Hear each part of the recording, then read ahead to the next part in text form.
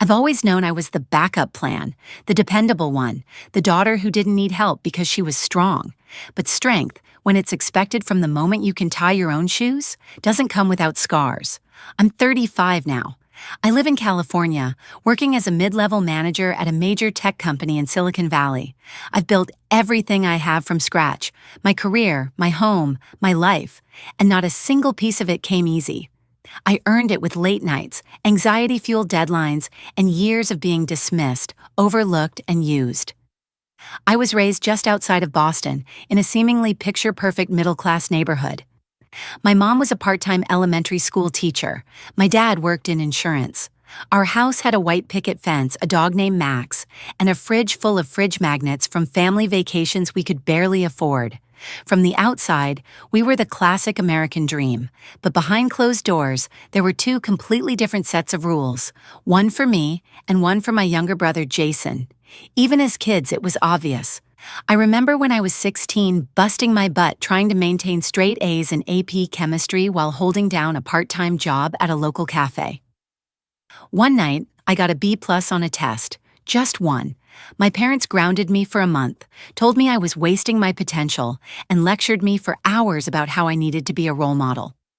That same week, Jason, who was 8 at the time, was caught stealing from our dad's wallet for the 3rd time. But that was brushed off as a phase. It didn't stop there. I volunteered at the library, stayed up past midnight studying, and held 2 jobs in high school while Jason skipped class to play video games in the basement. When I was accepted as valedictorian, my mom's first response wasn't pride. It was concern. I hope this doesn't make your brother feel bad about his grades. Every achievement of mine came with a caveat. Be careful not to outshine Jason. Jason, meanwhile, never faced consequences.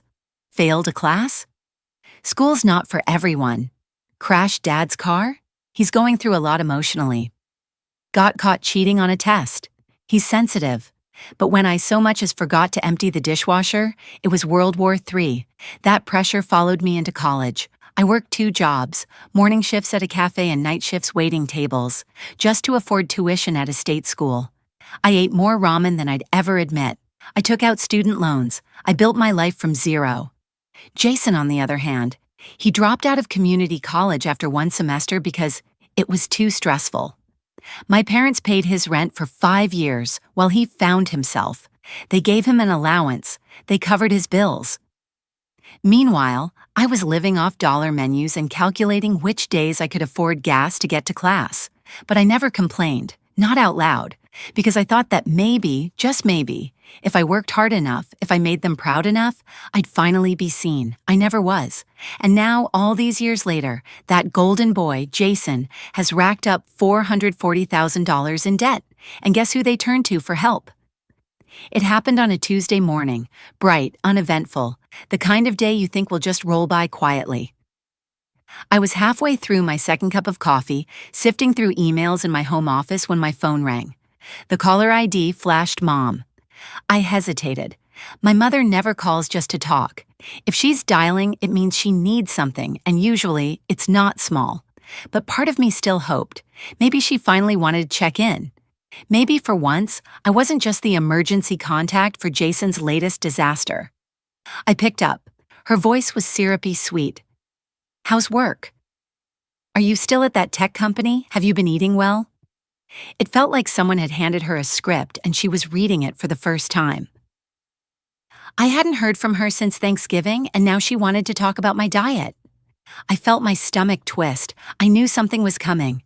Then came the real reason. Jason was in trouble, again. Only this time, it wasn't skipping rent or getting fired from another job. This time, it was $40,000 in debt to, her words, some scary people. She didn't go into detail, but her voice cracked as she talked about how he'd borrowed from the wrong kind of crowd. She said things were urgent, dangerous even. He's terrified, she whispered, and you've always been the strong one. You've done so well for yourself. The guilt hit fast and hard, just like she knew it would. It was the same refrain I'd heard all my life. You're the responsible one.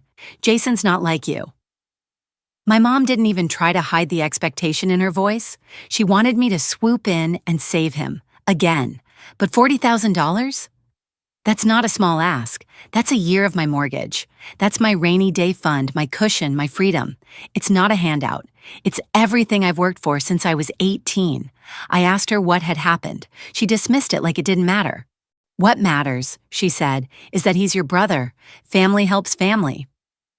I sat there numb. All the years I worked through college, slept 4 hours a night, turned down vacations, skipped meals, that was my version of help. I built a life for myself so I wouldn't be at the mercy of anyone. And now the people who never once helped me when I was drowning wanted to raid my savings because Jason couldn't be bothered to live within his means? I told her no. The silence on the other end of the phone was deafening. Then she snapped. She screamed that I was selfish, that I was letting my brother suffer, that I'd turned my back on my own family. Her voice cracked when she said, "Do you want his blood on your hands? What if something happens to him because you said no?" The emotional blackmail was so blatant it was almost laughable. Except it wasn't funny, it was heartbreaking. I hung up. My hands were shaking and my chest felt like it had caved in. But somewhere beneath the weight of that guilt, I felt something strange. Relief. For the first time in my life, I'd said no. I didn't realize it yet, but that decision would unleash something I was completely unprepared for. Something far uglier than guilt or disappointment. Because when people like my parents don't get their way, they don't stop. They escalate. It didn't take long. 3 days after I told my mom no, I got a call from my bank's fraud department. At first, I thought it was a scam. The woman on the line asked if I had attempted a large transfer from my account. I hadn't. She said their system flagged it as suspicious because the IP address was unfamiliar and the access attempt failed multiple times before getting locked out. Then she said something that made my blood run cold. "They answered several of your security questions correctly, including your mother's maiden name and the name of your first pet." My stomach dropped. Only a handful of people would know those answers, and the only one I could imagine trying to access my account like this was Jason. I didn't even want to believe it at first. There had to be some other explanation, right? Maybe my info had been leaked online somehow, but deep down, I knew the truth, and it hit me harder than I expected. My own brother tried to steal from me. I changed every password that night. Security questions, phone verifications, bank pins, everything. I contacted the IT team at my company and asked for a complete security audit. I had to explain what happened, even though it felt humiliating to admit that my own family had done this. But that wasn't the end of it. The next day, my Aunt Catherine, one of the few relatives I actually trust, called me. She was cautious, careful with her words. "I just wanted to ask," she said, "if everything's okay with you and your mom. She's been saying some things that, well, don't sound like you." Apparently, my parents had started a full-blown smear campaign. They were calling relatives, claiming I was living a lavish lifestyle in California while refusing to help my poor brother, who was in danger. According to them, I was cold, selfish, and abandoning Jason in his time of need. They even said I'd cut ties with the family entirely. I was stunned. Then Aunt Catherine dropped a bomb. "Did you know Jason's been asking the rest of the family for money too?" He had gone to multiple relatives, each time with a different story. He told our grandma he needed help with medical bills. He told our cousin Mark he was starting a business. He told Uncle Steve he needed to get out of town for his safety. Each person had heard a slightly different version of the lie. He was running a con, and I had been just another potential mark. But I wasn't just angry, I was heartbroken. This wasn't just about money anymore. This was betrayal on a level I hadn't seen coming, and worse, my parents were enabling it, defending it, covering for him. That night, I sat in my living room staring at my phone. It had been lighting up with calls and texts from numbers I didn't even recognize. I didn't answer any of them. I just watched it buzz, over and over again. And for the first time since I was a kid, I felt truly alone. But also, for the first time, I knew I was right to stand my ground. They could twist the story however they wanted. They could lie, manipulate, and throw tantrums. But the truth was simple. I wasn't the villain. I was just done being the scapegoat. The fallout from Jason's attempted bank fraud hadn't even settled when another blow landed, this time straight from my father. I hadn't heard from him directly in years. My mom was usually the mouthpiece of manipulation, with her soft-voiced guilt trips and sudden tears. But this was different. This time, my dad sent me an email. The tone, cold, calculated, and just threatening enough to raise the hairs on my neck. Your actions are forcing us to reconsider your position in this family. Your mother and I have always provided for you, supported your education, and given you every opportunity to succeed. Your current success is a direct result of our sacrifices. If you continue to abandon your brother in his time of need, there will be consequences. I read it twice, then 3 times. Reconsider your position in this family? As if love was conditional, something earned only if I played their game and bailed out Jason again. As if my achievements belonged to them, and not to the years I spent working 80-hour weeks, scraping by on cheap instant noodles and over-caffeinated grit. But the worst part? That claim about paying for my education. It was a bald-faced lie. They hadn't paid a cent. I had the student loan balance and the exhausted body to prove it. My part-time job at the diner, the hours spent tutoring, the nights I fell asleep on library tables just to keep up. It was all me. But my parents never let truth get in the way of a good guilt trip. After I read the email, I just sat there in my kitchen, the sunlight hitting the hardwood floor like nothing had changed. But everything had. That email was a line in the sand, and I wasn't about to step over it. I replied in one sentence.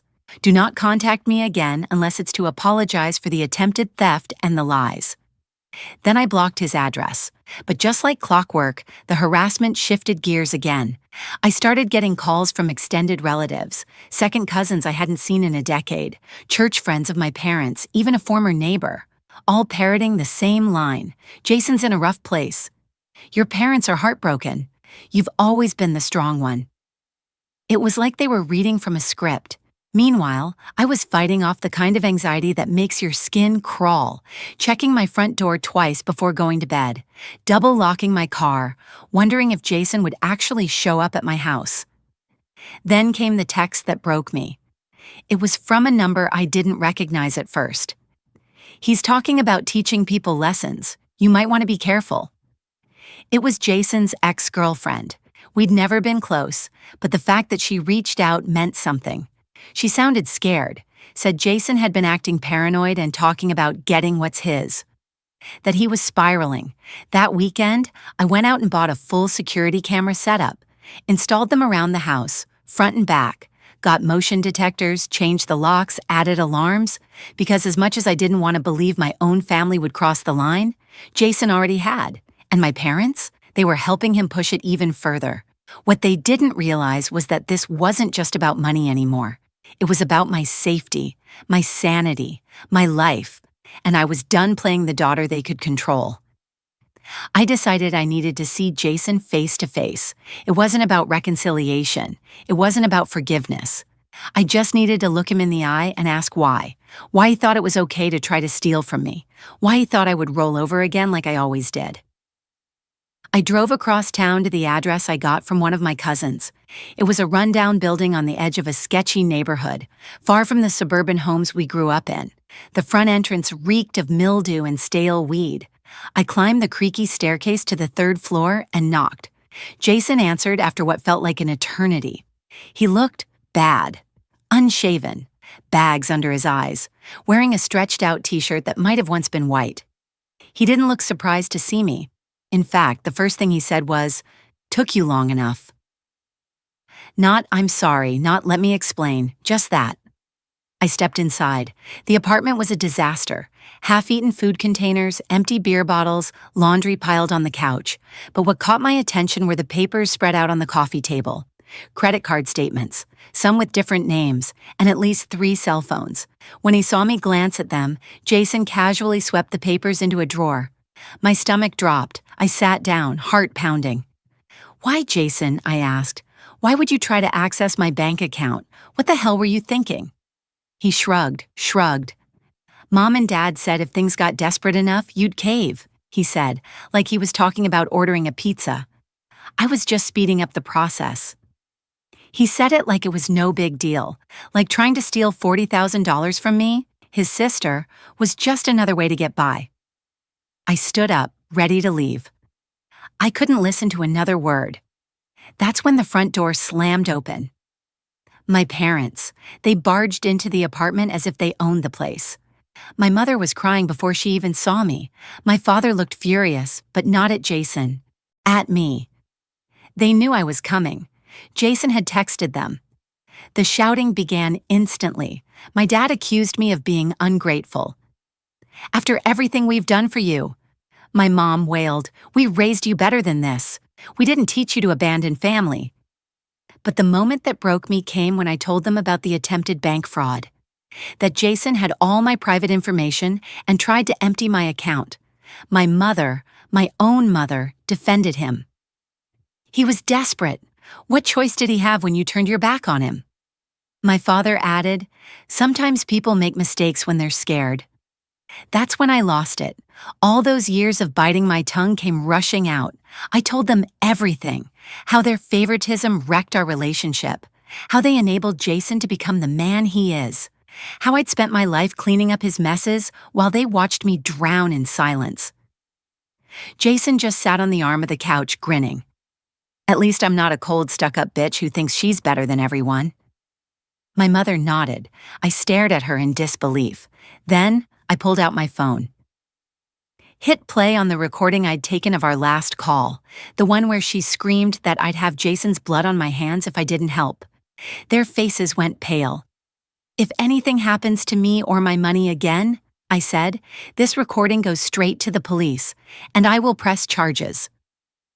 As I turned to leave, my father grabbed my arm and hissed, "Don't expect to be welcomed in this family again?" I looked him dead in the eye and replied, "That sounds more like a promise than a threat." And I walked out. I didn't cry on the drive home, not because I wasn't hurt, because I was absolutely devastated, but because I'd finally reached that place beyond pain, the kind of numb where you know something inside you just shut off. When I got back to my house, I locked the door behind me, poured a glass of water, and sat at my desk. I didn't bother turning on the lights. The glow from my laptop screen was enough. I opened my inbox, and I started writing. For years, I'd been the one holding it all together. The good daughter, the problem solver, the financial safety net for a family that never saw me for more than what I could give. I had endured lies, manipulation, gaslighting, and emotional blackmail. But what happened in Jason's apartment crossed a line I couldn't ignore. So I wrote the truth. I drafted a long email to every relative in our extended family. My aunts, uncles, cousins, even a few older second cousins I barely talked to. I laid it all out, calmly and clearly. No dramatics, no insults, just facts. I included a screenshot of the bank's fraud alert, the transcript of the call where my mother accused me of having Jason's blood on my hands, Jason's own words about expediting the process. I told them how my parents enabled Jason's behavior for decades, how they shamed me for saying no, how they tried to justify him stealing from me as a mistake made out of desperation. And at the very end of the email, I wrote this: "I'm done playing the villain in a story where I was never anything but the scapegoat. You can choose to believe them, or you can believe the proof. But from now on, I will no longer be a silent participant in this toxic family dynamic. I'm choosing peace, even if it means cutting ties." I hit send. It was 1:42 a.m. By 8 a.m., my inbox was full. Some replies were short, others were long and emotional. But one thing was clear: people were stunned. My cousin Tim wrote that Jason had borrowed $5,000 from him last year, claiming it was for medical bills. Aunt Beth said she had co-signed a loan Jason defaulted on. Even my grandmother's missing jewelry from last Christmas suddenly made more sense. I was overwhelmed by the flood of messages. Some were apologies, some were confessions, some were just quiet acknowledgments that they'd believed the wrong narrative for too long. But the most powerful message came from Jason's former roommate, who revealed that Jason had used his identity to open multiple credit cards. He had been too ashamed to speak up, worried no one would believe him because Jason was the golden boy. And now people were finally seeing who he really was. The email started a chain reaction. Someone shared the contents of it on social media. Then someone else added screenshots. By the end of the day, Jason's name was trending in all the worst ways. Word got back to his new employer. He had recently interviewed at a company, and apparently someone there saw the post. He didn't get the job. My parents? They went silent. No more passive-aggressive Facebook posts, no more emails, no more guilt-tripping calls. For once in my life, the silence felt like peace. I didn't send that email to destroy anyone. I sent it to free myself, to finally say, I will not carry the weight of your mistakes anymore. And I meant it. 3 days after I sent that email, my father broke the silence. It came in the form of a single cold sentence, written in all caps like he was shouting through the screen. Never expect to be welcomed back into this family again. For a moment, I just stared at the message. No greeting, no punctuation, no attempt to understand. Just a threat disguised as a final word. And yet, instead of it cutting me to pieces like it used to, all I felt was clarity.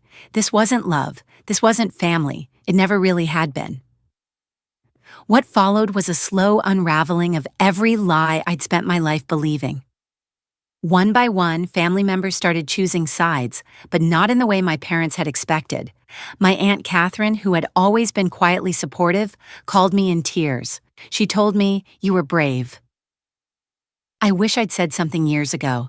A few cousins, ones I hadn't seen since college, reached out just to say, "We believe you. We always had a feeling something wasn't right." But of course, not everyone reacted with kindness. Some relatives I barely knew wrote back with venom, accusing me of airing dirty laundry and shaming the family. They parroted my parents' claims that I was cruel, heartless, selfish. One cousin even said, "You ruined Jason's life. He was already struggling."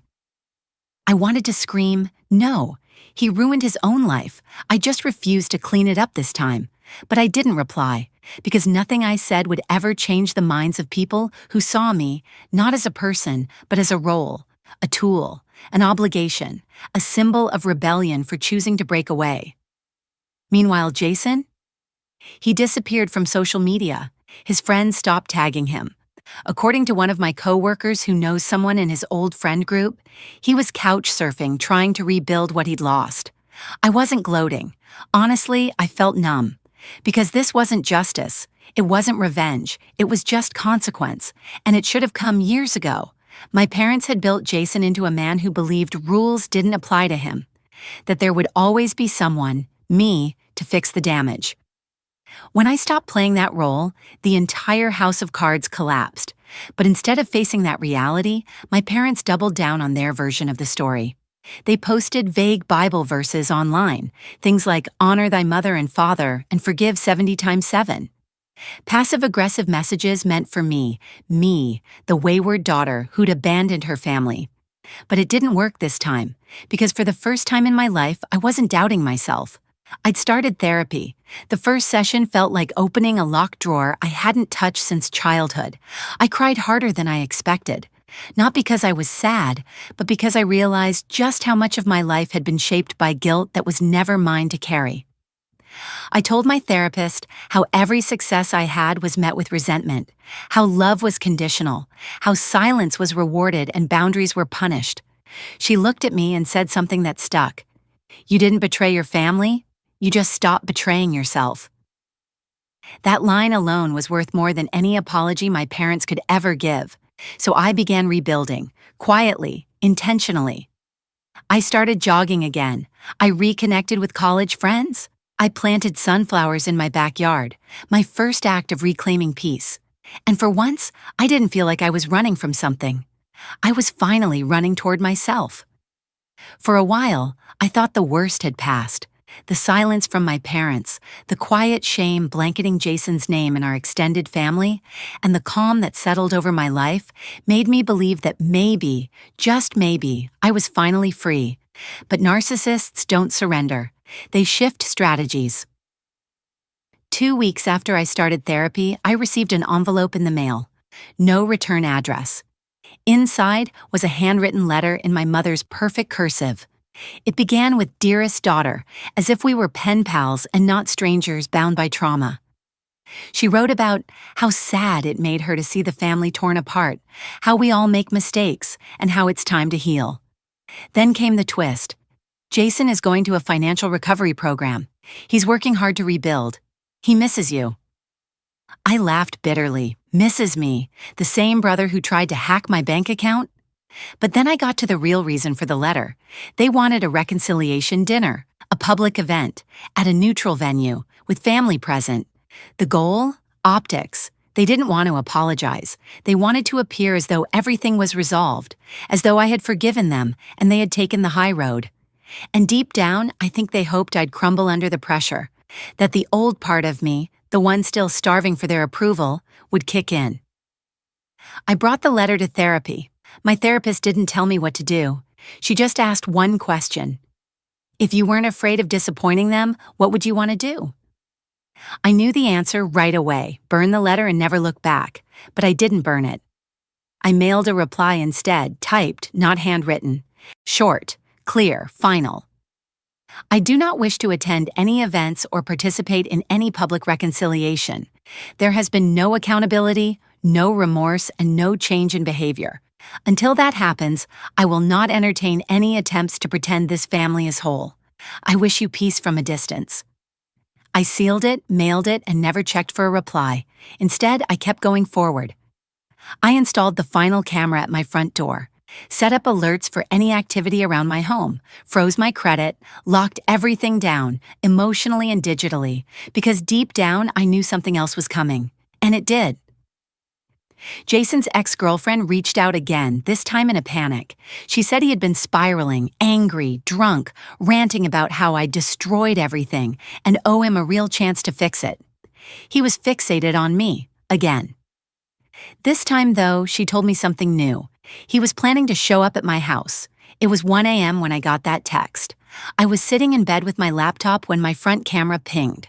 Motion detected, front porch. I stared at the screen. There he was, slouched, hoodie pulled low, something in his hand. My heart pounded so hard I thought it would break my ribs. I didn't open the door. I didn't speak. I hit record, then called the police. Jason didn't try to break in, but he shouted loudly about how I abandoned him, how I ruined the family, how I owed him everything. The officers arrived within minutes and took him away. He wasn't arrested, just warned, but it was enough. Enough for a restraining order. Enough for clarity, enough for the final wall to go up. Because when they couldn't shame me anymore, they tried fear. And when fear didn't work, they vanished. That night, I realized something important. I don't need their love. I don't even need their apology. I just need their absence. And for the first time, I wasn't afraid to demand it. After the restraining order was issued, something inside me shifted. I thought I'd feel triumphant, maybe even empowered. But what I felt was grief. Grief for the family I never truly had. Grief for the years I spent believing that if I just worked hard enough, sacrificed enough, behaved enough, I could earn their love. But most of all, grief for the little girl inside me who kept hoping. My therapist said it was normal, that healing isn't linear, that even when the abuser is removed, the wounds remain. And she was right, because about 3 weeks after the police removed Jason from my porch, I got a message from my father. It wasn't a letter. It wasn't even a voicemail. It was a short, clipped email. We've decided to update our wills. Since you've made your feelings clear, we'll be removing you as a beneficiary. Jason will inherit the family house. Your mother is too heartbroken to speak with you. I hope this brings you the peace you seem so desperate for. It wasn't the loss of money or property that hit me. It was the finality of it. They weren't just cutting ties. They were punishing me for setting boundaries. This was about control, again. Jason tried manipulation. My mother tried guilt. Now my father was trying legacy. But here's what they never understood. I never wanted their money. I wanted their respect. And since they refused to give it, I had to give it to myself. That email was the last straw. I forwarded it to my attorney and had my will updated too. Everything I had worked for, my home, my assets, my life insurance, would go to my chosen family. My best friend, my goddaughter, and a few charities that actually made a difference. That same weekend, I changed my number. I deleted the group family chat from my old phone. I removed the last few photos of my childhood from my hallway. I wasn't erasing my past. I was releasing it, letting go. But the universe has a twisted sense of humor because just when I started to breathe again, I ran into my mom. It was at a grocery store, a random Tuesday. I was picking up pasta and fresh basil. She looked older, thinner, tired.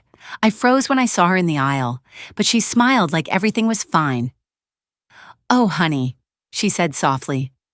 "You look good. I've missed you." It took everything in me not to break down in that moment. Not because I missed her, but because I could finally see her clearly. There was no apology in her eyes, no recognition of the pain she caused. Just another attempt to reset the board, to pretend nothing happened, to lure me back into their cycle. I gave her a polite nod and said, "Please don't contact me again." Her face dropped. "I'm your mother," she whispered. "You'll regret this one day." I looked her straight in the eye. "Number I've regretted too many days already. Today won't be one of them." Then I walked away. I cried in the car. I won't pretend I didn't, but the tears weren't weakness. They were release. Because when the mask finally fell off, there was no more illusion, only freedom, and I was ready to build a life that didn't require me to earn love through pain.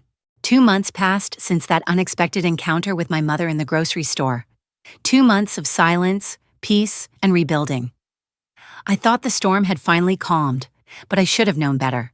Because toxicity doesn't disappear, it adapts.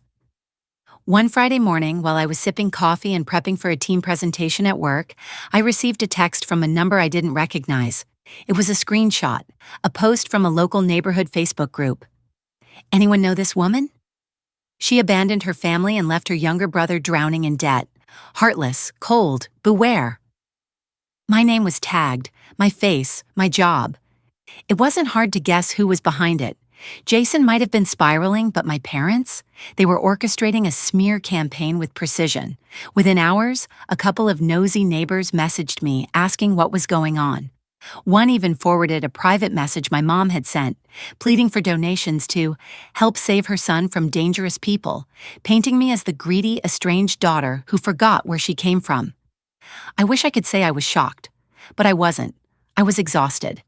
It's a strange thing, how the people who hurt you most are the ones most desperate to control the narrative. I wanted to stay silent, to let them scream into the void while I moved on, but silence is a luxury when your name is being dragged through the mud. So I spoke. I didn't respond with anger. I didn't use names. Instead, I wrote one post on my own page. For years, I was the dependable daughter. The fixer, the ATM, the one who kept the peace. I stayed quiet when my brother stole from me. I stayed silent when my parents lied about helping me pay for college. I endured threats, manipulation, and betrayal, just to be considered the good child. That ends now. I owe no one an explanation, but I offer this truth. Setting boundaries is not cruelty. Protecting your peace is not selfish. And choosing to walk away from people who repeatedly harm you is not abandonment. It's survival. I ended the post with a photo of the bank fraud notice and one line: "Let's stop romanticizing family when they're the ones hurting us the most." The reaction? Overwhelming. Dozens of friends, colleagues, even old high school classmates commented or messaged me, saying they had gone through the same thing. I thought I was alone. I didn't know we were allowed to say no. Thank you for reminding me it's okay to walk away. But what really broke me was a message from a former coworker named Teresa. She'd once confided in me about her emotionally abusive sister, but had never taken steps to set boundaries. She wrote, "Reading your story gave me the strength to finally block her. I cried for an hour, and then I felt free." I sat there on my couch, her message glowing on the screen, and I cried too. Not because I was sad, but because I realized something I hadn't before.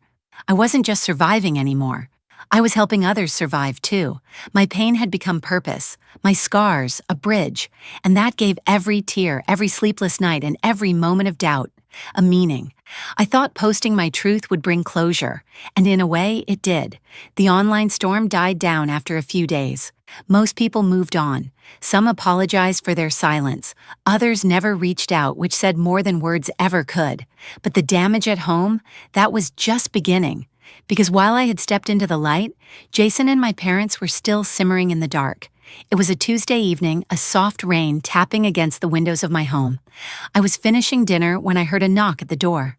Slow, repetitive, like someone was trying to be polite but couldn't hide their desperation. I opened it. Jason stood there, soaked through his hoodie, looking thinner than I'd ever seen him. I froze. Part of me wanted to slam the door shut.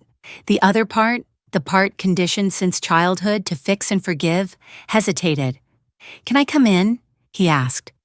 I didn't say yes, but I stepped aside. He didn't speak right away. Just stared around my living room like he was stepping into a version of life he'd never quite earned. The pictures on the wall, the candles, the calm. "You really made it," he mumbled. I nodded, arms crossed. He dropped into the edge of the couch. Water from his clothes soaked into the cushion, but I didn't care. I wanted this over with. "What do you want, Jason?" He rubbed his face. Then, with a trembling voice, he said, "I'm sorry. For the bank stuff. For everything." I watched him carefully. This wasn't the first time Jason had apologized. It wasn't even the fifth, but it was the first time he looked like he believed it. He reached into his pocket and pulled out a folded letter. "Mom asked me to bring this." I took it, unopened. "She wants to talk to you," she said. "She said it's not about money this time." I gave a dry laugh. "It always is." Jason sighed. "I'm not asking you to forgive her, or me. I'm tired. I'm tired of being that guy. The one who ruins everything." I didn't know what to say, because I'd wanted this, for years. I'd wanted Jason to show up at my door, humble, changed, begging for understanding. But standing there, holding that letter, I realized something that broke me more than all the betrayal. I didn't want it anymore. I didn't need it. Forgiveness wasn't a door I needed them to walk through. It was one I had already stepped out of. "I hope you figure things out, Jason," I said gently. "But I can't let you in again, not like before." He nodded, blinking fast. "Yeah, I figured. I just had to say it." He stood, walking slowly to the door. Then he turned back. "You're stronger than all of us. I used to hate that. Now I'm just glad one of us made it." And then he left. I opened the letter that night. It wasn't long. My mother's handwriting was shaky. She wrote about memories from my childhood. Baked cookies, school plays, Christmas mornings, all framed as proof that she had tried, that she had loved me. But near the end, she wrote something that finally rang true. "I don't know how to love you without controlling you, and I'm sorry for that." I sat there reading that line over and over, and I cried. Not because I wanted her back, but because after all these years, I finally had the truth I didn't even know I needed. Weeks passed after Jason's visit. The rain that night had long dried. The letter from my mother sat folded in my desk drawer, untouched, unread again. Some nights I would lie in bed, wondering if healing looked like reconciliation, if maybe time would round the jagged edges off everything that had happened. But then I'd remember how long I had bled trying to keep that family stitched together, and how freeing it felt to finally stop. The silence that followed wasn't empty. It was sacred. There were no more voicemails from my mother, no cryptic texts from my father. Jason didn't come back to my door. It was as if the moment I set a boundary so firmly they couldn't twist it, they disappeared. And for the first time in my life, I breathed easily. But life didn't pause. I leaned into work. That promotion I had been working toward came through. Senior manager, the kind of title I used to dream about when I was scraping by on instant noodles and praying rent would clear. I took a weekend trip to Lake Tahoe, just me and my thoughts. I hiked. I watched the sun set over water that shimmered like forgiveness. I stood on the rocks and whispered to the wind, "You did good." Not because everything turned out perfectly, but because I had survived, because I had refused to be broken down into something small and silent. Back home, I installed the last of my security cameras, not because I was scared anymore, but because I was done being caught off guard. I started therapy again, this time not to repair something, but to reinforce it. I wanted to understand why I had spent so many years hoping people would love me the way I needed, instead of accepting they simply didn't know how. One morning in March, I got a call from Aunt Catherine. She was the only family member who'd never turned her back on me. "I thought you should know," she said softly. "Your parents sold the house." I didn't ask why. I already knew. Jason was still paying off his debts. Rumor was he had taken a job cleaning offices at night and stocking shelves during the day. For the first time, he was actually working. That didn't bring me joy, but it did bring me relief. They were finally facing consequences, not because I punished them, but because life had caught up. Catherine hesitated, then added, "Your mom said she misses you." I didn't say anything at first. Then I asked, "Did she say why?" She didn't answer, which said everything. That weekend, I wrote a letter I never mailed. It simply said, "I forgive you, but that doesn't mean I'll let you back in." Some wounds don't close with a hug or an apology. They close with distance and time and peace. I lit a candle, watched it burn. Then I folded that letter into an envelope and slipped it between the pages of a book I once read to escape them. I haven't heard from them since. And you know what? That's okay. Because I'm no longer the scapegoat. I'm no longer the backup plan. I'm no longer the invisible child chasing approval that never came. I'm just me, whole, healing, home.